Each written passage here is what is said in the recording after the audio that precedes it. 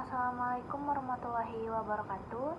Kami dari kelompok 2 akan menjelaskan hasil kerja kami proyek UAS dengan materi Aggregate Planning menggunakan WinKSB, yaitu optimalisasi Aggregate Planning untuk efisiensi produksi pada UMKM pabrik roti, yaitu Tina Bakery.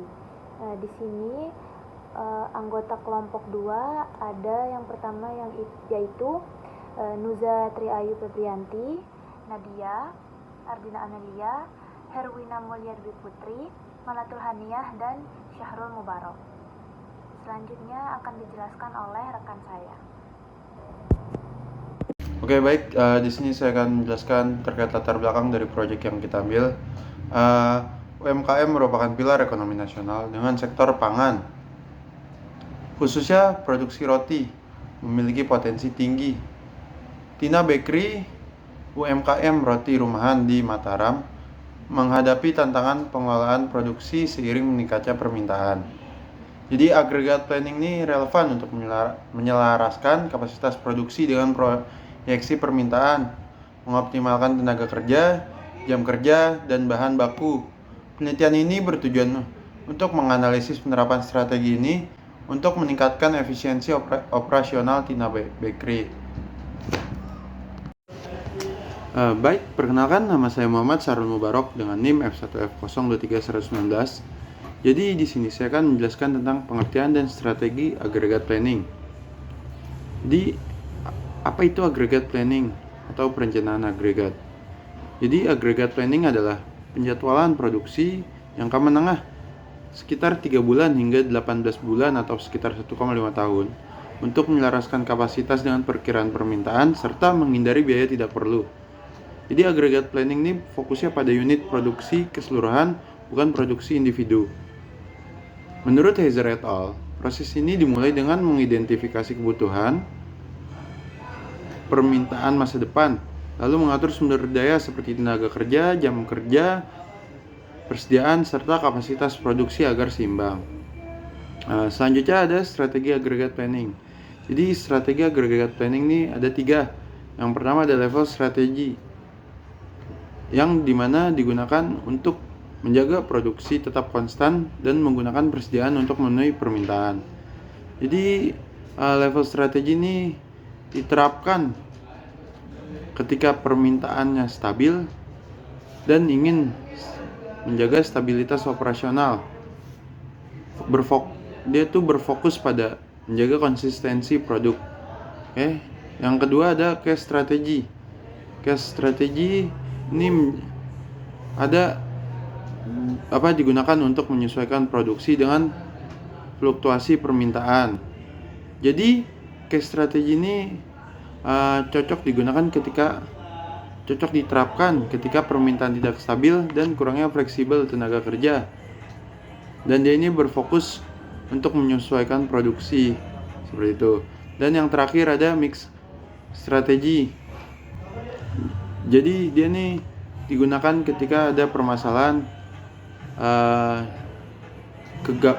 gabungan dari kedua strategi yang tadi, ya, dari level strategi dan cash strategi. Jadi dia tuh digunakan ketika perusahaan ingin menyeimbangkan antara stabilitas dan fleksibilitas dan serta ingin mengoptimalkan biaya total. Jadi dia ini berfokus pada optimasi biaya dan kapasitas dari perusahaan tersebut. Baik, mungkin itu saja yang bisa saya sampaikan. Terima kasih, saya kembalikan moderator. Baik, di sini saya atas nama Malatul Haniah dengan NIM F1F023122.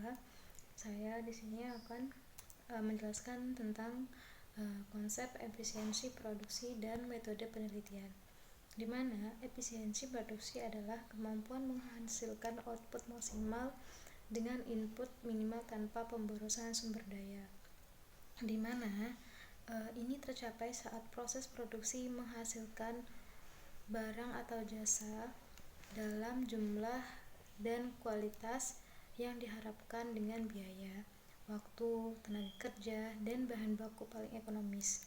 Selanjutnya yaitu penelitian ini menggunakan pendekatan kuantitatif dengan pengumpulan data primer melalui wawancara dan juga observasi di Tina Bakery, di mana data meliputi permintaan bulanan, kapasitas produksi, biaya reguler, biaya lembur, data persediaan, dan kapasitas bulanan, di mana kita menganalisis data menggunakan software WinKSB untuk merumuskan strategi produk optimal atau cash dan level strategi. Baik, saya Ardina Amelia dengan NIM F1F023100039 akan menjelaskan bagian dari tahap penelitian. Nah, di sini yang pertama ada identifikasi masalah, lalu yang kedua ada pengumpulan data, yang ketiga ada pengolahan data, yang keempat ada analisis hasil, dan yang terakhir yang kelima yaitu penyusunan rekomendasi. Baik, selanjutnya saya akan menjelaskan bagian data penelitian. Di sini yang pertama ada data permintaan dari periode bulan Juni hingga bulan Mei. Pada bulan Januari permintaan sekitar 20.000 unit, pada bulan Februari 18.500 unit, bulan Maret 22.000 unit, bulan April 25.000 unit, dan bulan Mei 28.000 unit, sehingga totalnya menjadi 113.500 unit. Lalu yang kedua, data kapasitas produksi. Dengan parameternya, kapasitas produksi normal itu 1.000 unit per hari, kapasitas maksimal dengan overtime 1.500 unit per hari, jumlah pekerja tetap 4 orang, jam kerja normal 10 jam per hari, jam overtime maksimal 5 jam per hari, hari kerja per minggu sekitar 6 hari, jam kerja per bulan 24 sampai 26 hari tergantung bulannya. Yang ketiga, data biaya produksi. Di sini ada jenis biaya. Yang pertama, biaya produksi reguler dengan Rp1.500 per unit, dan biaya overtime Rp2.250 per unitnya. Lalu di sini ada data persediaan dengan parameternya, yaitu persediaan awal pada bulan Januari sekitar 1.000 per unit, 1.000 unit. Lalu persediaan akhir yang diinginkan atau pada bulan Mei yaitu 1.500 unit. Lalu yang terakhir di sini ada data kapasitas bulanan. Nah, pada bulan Januari 24 hari kerja dengan kapasitas regulernya 24.000, kapasitas overtime-nya 12.000, sehingga total kapasitasnya sekitar 36.000. Begitu juga dengan bulan Februari dengan hari kerja 24 hari, kapasitas reguler 24.000, kapasitas overtime 12.000, sehingga totalnya 36.000. Lalu pada bulan Maret total hari kerjanya 26 hari kerja, kapasitas reguler 26.000, kapasitas overtime 13.000, sehingga total kapasitasnya 39.000. Pada bulan April dengan hari kerja 24 hari, kapasitas reguler 24.000, kapasitas overtime 12.000, sehingga totalnya 36.000. Nah, pada bulan Mei dengan hari kerja 26 hari, kapasitas regulernya 26.000, kapasitas overtime-nya 13.000, sehingga total kapasitasnya 39.000. Perkenalkan, nama saya Nuzatria Febrianti dengan NIM F1F023127. Di sini saya akan menjelaskan mengenai hasil pengolahan data dengan menggunakan software WinKSB. Nah, di sini kami menggunakan metode aggregate planning, yang dimana model yang kami gunakan itu ada level strategi dan chess strategi. Nah, yang akan saya jelaskan kali ini yaitu level strategi. Nah, level strategi di sini itu ada planning result, yang dimana adalah hasil dari proses perencanaan yang mencakup pencapaian tujuan, evaluasi, tindak lanjut, dan dampak yang ditimbulkan. Nah, berdasarkan data yang kami olah menggunakan WinKSB, kami mendapatkan bahwa hasil dari planning resultnya itu jumlah pekerja dijaga tetap sebanyak 4 orang dengan produksi reguler konstan di 19.000 sampai 26.000 unit per bulan tanpa overtime.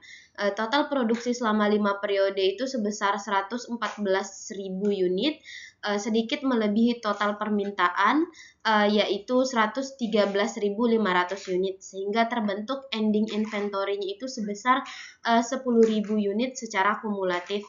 Persediaan ini digunakan untuk menutupi fluktuasi permintaan bulanan. Bagian selanjutnya yaitu cost analysis. Cost analysis ini adalah proses meneliti dan mengevaluasi semua biaya yang terkait dengan suatu proyek, produk, atau aktivitas bisnis. Nah, di sini cost analisisnya itu seluruh produksi dilakukan pada jam kerja reguler tanpa lembur, sehingga total biaya hanya berasal dari biaya waktu regulernya saja, yaitu sebesar 171 juta rupiah. Tidak terdapat biaya overtime maupun biaya penyimpanan atau holding cost yang tercatat pada hasil. Mungkin itu saja yang bisa saya sampaikan. Bagian selanjutnya akan saya berikan kepada rekan saya. Baik, di sini saya Nadia dengan NIM F1F023100025 akan melanjutkan presentasi di mana pada slide ini terdapat hasil pengolahan data dengan metode CHAIS strategi yang mana menampilkan hasil planning ratio, di mana hasil ini menyesuaikan jumlah produksi dengan permintaan setiap bulan, di mana produksi reguler bervariasi antara 18.000 hingga 26.000 unit per bulan, dan dilengkapi juga dengan produksi lembur untuk memenuhi kekurangan. Ada pula di mana di sini jumlah pekerja, di mana jumlah pekerjanya ini disesuaikan dari yang awalnya 4 orang menjadi 3 orang saat permintaan rendah, lalu kembali lagi ke 4 orang pada bulan terakhir. Nah, inventory ini dijaga dengan minimal yang hanya tersisa 1.500 unit di akhir periode. Baik, selanjutnya yang kedua dari hasil CHAIS strategi ini yaitu cost analysis, di mana total biaya produksi ini sebesar 181.875.000 yang terdiri dari 149.250.000 yang mana untuk waktu regulernya dan 32.625.000 untuk waktu lemburnya, yang mana tidak terdapat biaya penyimpanan karena persediaan akhir yang sangat minim. Dan juga di sini biaya total strategi ini lebih sedikit tinggi dibanding level strategi yang sebelumnya akibat penggunaan lembur yang cukup besar, khususnya pada periode keempat dan kelima. Jadi meskipun strategi ini efektif dalam mengurangi biaya penyimpanan dan mencegah kelebihan stok, biaya totalnya lebih tinggi dibanding strategi level akibat pemakaian lembur yang intensif. Selanjutnya akan dibacakan oleh rekan saya. Selanjutnya yaitu perbandingan dan evaluasi efisiensi, di mana terdapat tabel, ada komponen, terus level strategi, change strategi, di mana komponen biaya total memiliki level strategi 171 juta dengan change strategi 181.875.000. Selanjutnya yaitu ada penggunaan lembur, di mana level strateginya tidak digunakan dan change strateginya digunakan dalam periode 4-5. Selanjutnya ada komponen fluktuasi tenaga kerja, di mana level strateginya tetap dan change strateginya yaitu variabel 3 sampai dengan 4 orang. Selanjutnya yaitu ada akumulasi persediaan akhir, di mana tinggi level strateginya yaitu 10.000 unit dan change strateginya yaitu minimal 1.500 unit. Selanjutnya yang terakhir yaitu ada produksi dan juga permintaan, di mana kelebihan produksi ini level strateginya dan change strateginya disesuaikan per bulan, di mana bisa disimpulkan bahwa strategi level lebih efisien dari segi biaya dan juga stabilitas operasional meskipun menimbulkan akumulasi persediaan, sementara strategi change lebih fleksibel, di mana